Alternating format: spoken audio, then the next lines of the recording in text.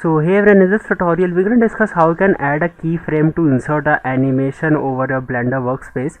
So first of all, let me open the Blender on my PC. Now this is the Blender model on which I am working, and if I want to add keyframes for the animation, I just simply need to select the object first and just simply right click over there, and when I click there you're going to find this option of insert keyframe in this window.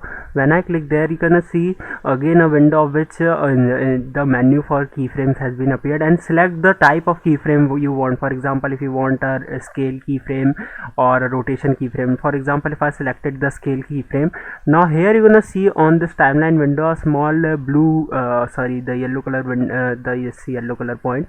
This is the keyframe. You can add multiple keyframes if you want to change the animations. You can just simply make it more larger, and again you're gonna find add a keyframe, and here you're gonna see if I add again a keyframe for the scale. Now you're gonna see this is the animation I've created in just seconds. Alright, so that's it for this tutorial. I hope this video will be helpful for you. Make sure to hit the like button and subscribe button for having such more helpful and interesting tutorials. See you in the next one. Take care.